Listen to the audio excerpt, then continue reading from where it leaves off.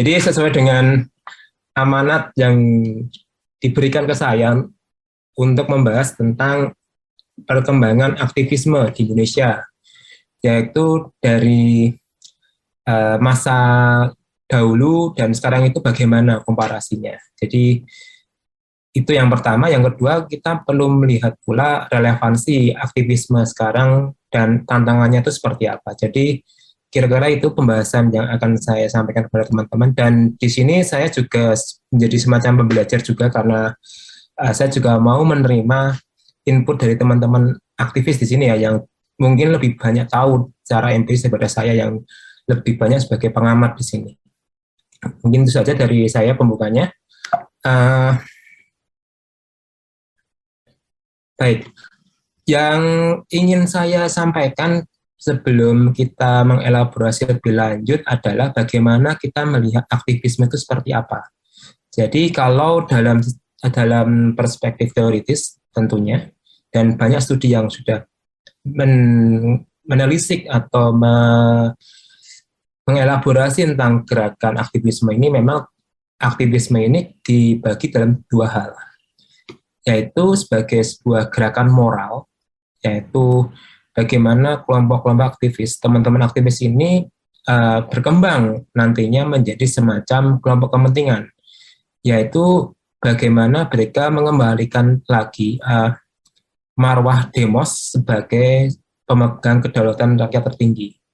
Artinya di sini gerakan moral ini bagaimana esensinya adalah mengembalikan bahwa kekuasaan itu ada di tangan rakyat, sehingga kemudian disinilah mereka yang kemudian bergerak dalam gerakan moral atau yang kemudian menjadi kelompok kepentingan itu lebih menekankan pada koreksi, di mana politik itu bukan masalah ruling atau menguasai, tapi lebih pada masalah serving atau melayani di sini. Nah, itu yang pertama, kalau kita melihat perspektif pertama dalam melihat aktivisme. Nah, yang kedua adalah tentang gerakan politik atau yang kemudian berkembang menjadi semacam kelompok menekan atau pressure group. Itu adalah upaya untuk melakukan perubahan secara signifikan ya, atau sistemik kalau bahasa akademisnya. Jadi bagaimana kita melihat ketika pemerintahan atau suatu sistem kenegaraan itu sudah tidak lagi berpihak pada masyarakat, tidak lagi berpihak pada kepentingan publik, dan justru malah korup, elitis, dan represif, maka disitulah kemudian aktivisme itu berkembang menjadi semacam gerakan eskalasi yang itu menjadi misalnya people power atau gerakan populisme lain yang itu memang tujuannya menjungkalkan pemerintahan yang sekarang. Jadi kurang lebih dua hal itu dulu yang ingin saya sampaikan sebagai basis ya, basis pendasar bagaimana kita melihat aktivisme di Indonesia itu seperti apa. Nah di sini saya akan menjelaskan terlebih dahulu bagaimana generasi aktivisme yang ada di Indonesia. Seperti teman-teman yang lihat di layar, itu tentunya kita bisa melihat bahwa semua aktivis itu punya eranya masing-masing. Semua aktivis itu punya narasinya masing-masing. Jadi yang ingin kita lihat atau kita tekankan di sini adalah bagaimana aktivis itu merespon tantangan zaman yang ada di saat itu. Nah, kalau kita lihat di layar, di tahun pergerakan Indonesia di tahun awal abad 20 ya, di 908 sampai 1920, itu memang kita bisa melihat gerakan-gerakan yang itu malah justru dipelopori oleh kalangan-kalangan terdidik ya, atau kalangan priayi di sini. Misalnya Sutomo, Dr. Sutomo, Wahidin Kusodo, kemudian Suwardi Suryaningrat. Jadi misalnya gerakan Budi Utomo yang terkenal, atau mungkin Mas Marco Kartodikromo yang itu melalui gerakan pers, atau Tirto Adi Suryo yang itu juga melalui pers, Semaun dan Alimin. Artinya di sini memang narasi yang berkembang itu lebih pada narasi anti kolonialisme yang diperlukan saat itu. Nah, berpijak pada tahun periode berikutnya di tahun 20 sampai 45 itu kita juga melihat generasi aktivis misalnya Soekarno, Hatta, Tan Malaka, Soekarni, Khairul Saleh yang itu menekankan pada aktivisme keindonesiaan. Jadi kalau kita melihat generasi awal dari aktivisme di Indonesia itu lebih pada gerakan masyarakat terdidik ya. Mereka yang peka dengan lingkungan sekitar, mereka yang tahu segala dinamika informasi, mereka yang kemudian bergerak akhirnya. Jadi ini yang menjadi poin tekan utama ya, di mana aktivisme itu selalu bergerak di kalangan menengah atau kalangan terdidik atau mapan di sini. Nah, setelah Indonesia merdeka dan memasuki babak Republik, nah di tahun 66 misalnya, atau kita mengenal namanya Suhoki misalnya, Yusufo Anandi atau Arif Budiman yang itu mereka menentang resisten dengan pemerintahan Orde Lama yang itu dikuasai oleh Presiden Bung Karno ya. Jadi di sini narasinya juga kemudian narasi tentang represif sebenarnya.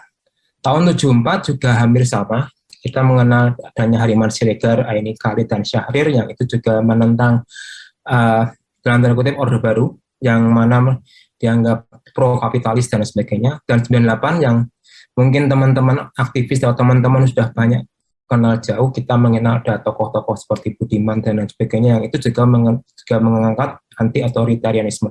Nah, yang menarik kalau kita membaca dari narasi ini, stigma anti itu cukup signifikan dalam membantu aktivisme. Artinya di sini aktivisme itu seolah vis-a-vis dengan negara atau pemerintahan atau rezim. Jadi yang kita lihat di sini ternyata selalu dalam posisi yang berseberangan. Kalau kita membaca dari generasi awal ya, di mana yang namanya negara atau sistem itu menjadi hal yang menjadi common enemy atau musuh bersama, di mana aktivisme itu lahir. Nah, itu yang kita bisa refleksikan dari generasi awal.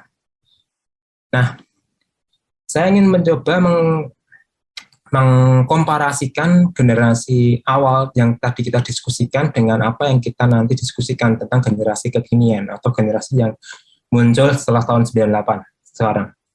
Jadi kalau teman-teman bisa lihat di layar, jadi kalau dari kajian yang saya kompilasi dan saya telah, itu memang ada pergeseran yang cukup signifikan ya kalau kita bisa lihat. Kalau dulu aktivisme itu berbasis pada peer-to-peer movement, artinya di sini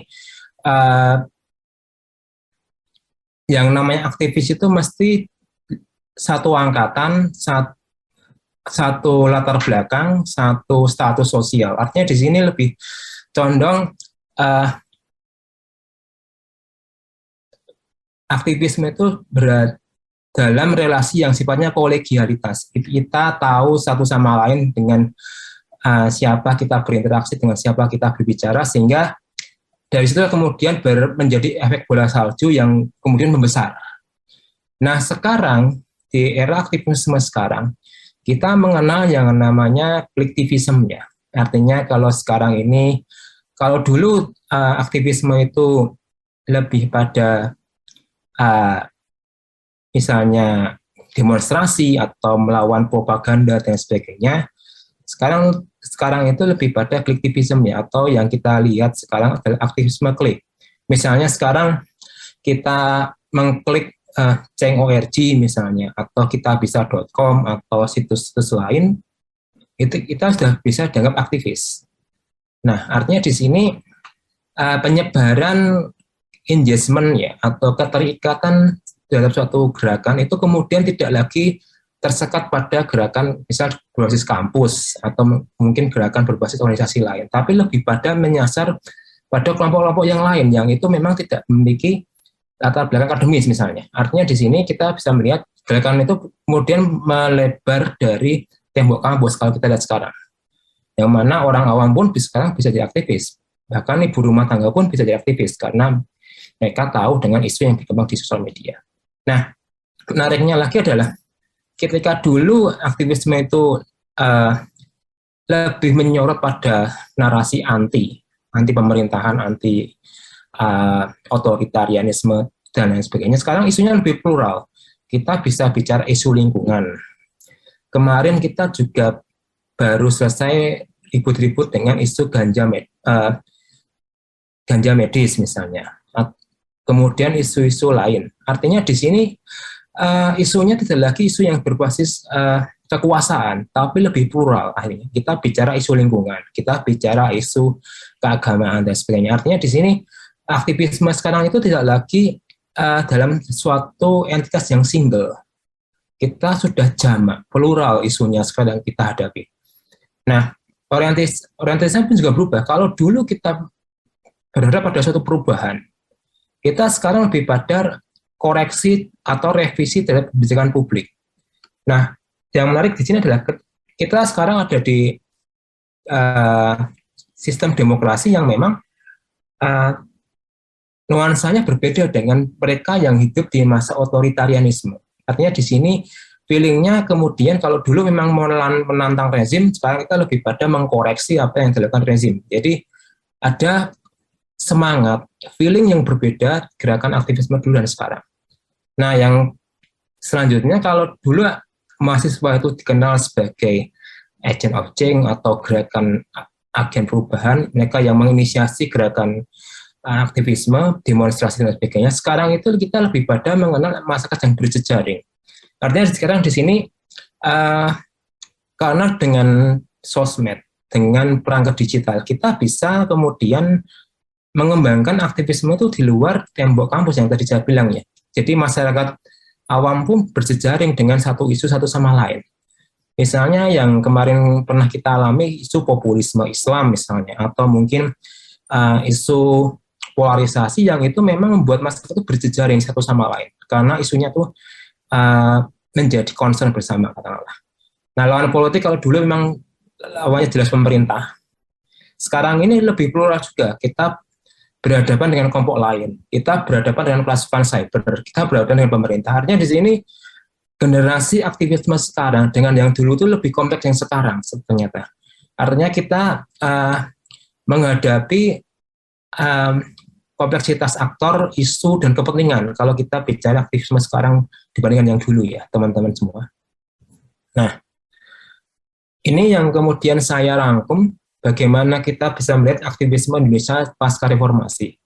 Tahun 2008 kita pernah mendengar yang namanya Koin Cinta Prita, yang itu lebih menarasikan bagaimana ketidakadilan yang dialami seorang Prita Mulyasari terhadap kasus yang dia dikriminalisasi UU ITE karena menyebarkan email yang dalam tanda kutip memojokkan RS tertentu misalnya. Tahun berikutnya kita mengenal pula gerakan 1 juta Facebooker mendukung Bibit Hamzah, yang itu narasinya anti kriminalisasi KPK. 2014-19 kita aktivismenya itu lebih pada narasi pilpres atau polarisasi.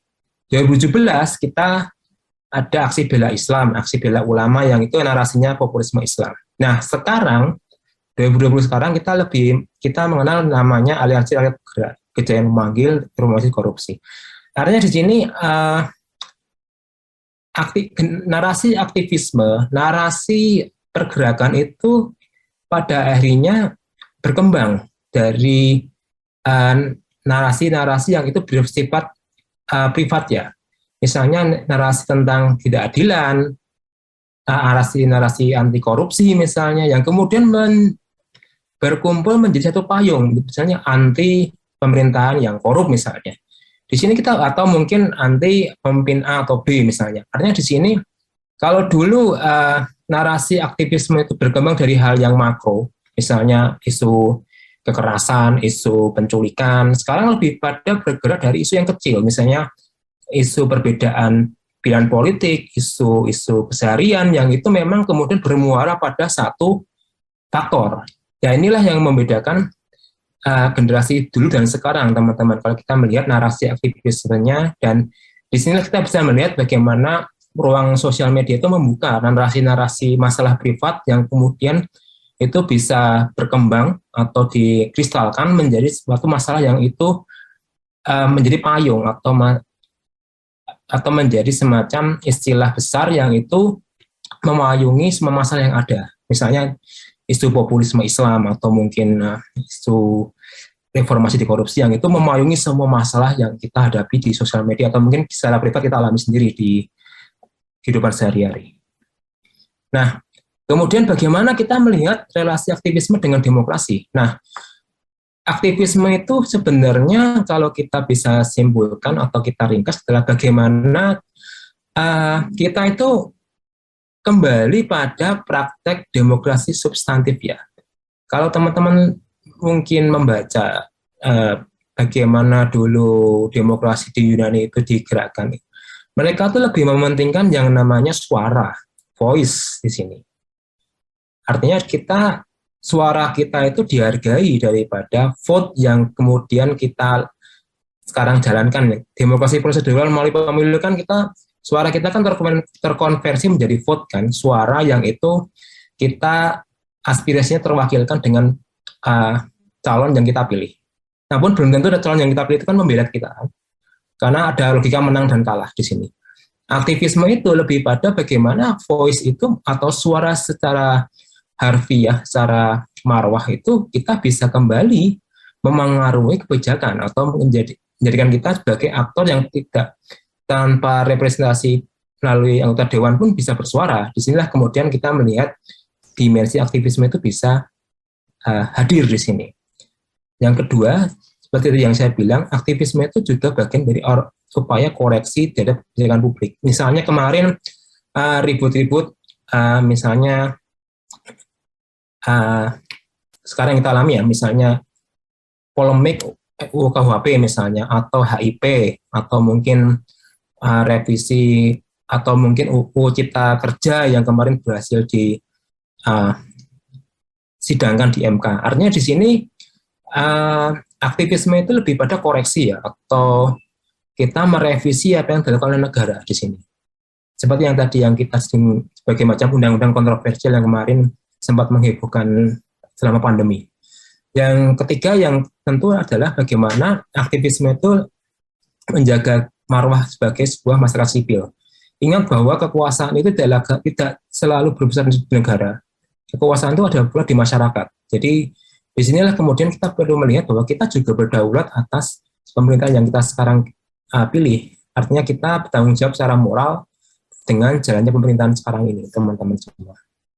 Nah, tadi saya singgung tentang mengapa aktivisme itu selalu muncul dari kalangan menengah. Karena mereka kalangan terdidik, kalangan mapan, kalangan yang mampu mempunyai akses kemanapun. Nah, lalu bagaimana kita relevansinya dengan aktivisme sekarang yang lebih dikenal sebagai aktivisme digital. Nah, banyak teman-teman tahu mungkin, dan semua orang sudah mengalami, kita mengetahui yang namanya otoritarianisme digital di sosial media. Apa itu otoritarianisme digital? Seperti yang tadi saya jelaskan di penjelasan di sini, prakteknya itu lebih pada penyaringan, sensor informasi, penyadapan, disinformasi, pengerahan pasukan cyber yang itu lebih pada konsentrasi kepentingan dan kekuasaan tertentu. Atau mungkin gampangannya kita mengenal istilah buzzer RP yang itu, atau mungkin peretasan data pribadi WhatsApp, kita bisa terblokir sendiri atau terbaca orang. Nah, itulah bentuk dari otoritarianisme digital yang kita alami sekarang. Jadi itulah yang menjadi ancaman pertama kita melihat aktivisme di dunia maya sekarang ini, teman-teman. Yang kedua adalah masih rentannya pelindungan data pribadi yang kita alami. Artinya di sini data pribadi kita itu belum mempunyai semacam undang-undang yang cukup kuat untuk bisa memagari kita dari adanya praktek-praktek pencurian data. Nah, inilah yang menurut kita menjadi suatu keprihatinan sendiri ya, di mana data pribadi kita, hak pribadi kita itu masih rentan untuk bisa dicuri orang lain, yang itu tentu tujuannya untuk hal yang tidak bukan-bukan. Nah, inilah yang menjadi masalah kedua ya, tantangan kedua. Yang ketiga adalah pemblokiran. Artinya di sini masalah sensitif, masalah yang itu sifatnya bisa menimbulkan disrupsi, itu negara punya kontrol untuk memblokir di sini. Nah, tiga hal ini yang menjadi masalah tantangan kita melihat kelas menengah sebagai basis aktivisme digital, teman-teman. Nah, lalu bagaimana kita melihat sekarang digital di era sekarang? Nah, ini data yang saya himpun dari katadata.com ya. Jadi kita bisa melihat ternyata yang paling sering kita alami ketika kita bicara aktivisme adalah masalah peretasan. Ada kasusnya WhatsApp-nya diretas, Facebook-nya dihilangkan password-nya, atau Twitter-nya diretas, dan sebagainya. Doxing itu lebih pada penyebarluasan informasi pribadi yang itu sifatnya sensitif untuk menjadi konsumsi publik. Misalnya masalah afiliasi keagamaan kita, masalah status sosial kita, masalah pribadi kita, yang itu kemudian disebarluaskan oleh orang-orang tertentu, oknum tertentu yang itu tujuannya mempermalukan kita. Itu doxing. Pembobolan data, misalnya data rekening, data data asuransi misalnya. Nah, atau impersonalisasi, adanya akun cloning yang memuat profil kita untuk digunakan akun tertentu untuk melakukan penipuan dan sebagainya. Artinya di sini serangan itu masih ada, teman-teman ya, yang itu memang menyasar pada kelompok-kelompok kritis, dengan entah itu kita dengan si A, si B, dan si C. Nah, ini yang menjadi masalah penting kita melihat serangan yang justru masih berpacu pada masalah peretasan di sini. Nah, lalu bagaimana kita melihat polarisasi yang ada sekarang? Nah, ketika kita menghadapi yang namanya menghadapi tantangan yang tadi kita singgung, dan bagaimana ke depan, tentu yang kita khawatirkan adalah polarisasi itu makin bisa menguat lagi. Kenapa itu berkembang? Nah, data di sini atau grafik ini menunjukkan bahwa peran buzzer itu masih cukup signifikan dalam melakukan atau mungkin memengaruhi opini publik, atau mungkin mementahkan aktivisme digital kita. Hoax itu sudah menjadi musuh bersama sejak dahulu kala. Kurangnya peran tokoh, media sosial, dan sebagainya. Artinya di sini kita yang mementahkan aktivisme digital itu justru dari para aktor buzzer yang itu sifatnya anonim dan cloning, teman-teman. Jadi inilah yang menjadikan kita tantangan tersendiri ya, bagaimana kalau kita mau menjadi aktivis digital, aktivisme online, kita harus siap-siap dengan adanya hal-hal seperti ini sebenarnya. Nah, terakhir kesimpulan dari saya sebelum kita nanti bisa lihat lebih lanjut, tentu kalau kita bicara aktivisme sekarang itu berbeda ya. Kita mengalami pergeseran isu dan itu sesuai dengan eranya masing-masing. Jadi yang kedua, aktivisme itu tidak selalu berujung pada revolusi ya, atau mungkin perubahan secara signifikan, tapi lebih pada kita mengkoreksi, kita merevisi apa yang telah dicapai sekarang ini. Nah, aktivisme digital itu memang menawarkan suatu keterikatan, suatu hubungan yang lebih luas, tapi juga kita perlu melihat bahwa ada tantangan struktural yang lebih besar pula, yaitu internet kita yang tentu masih dimonopoli negara di sini. Yang keempat, mungkin saran saya ya, mungkin masih abstrak dan perlu elaborasi lebih lanjut. Kita perlu dialog dengan negara atau mungkin aktor lain, bagaimana kita merumuskan kehidupan internet yang sehat dan inklusif, sehingga tidak ada lagi pemblokiran, peretasan, pembajakan, dan sebagainya.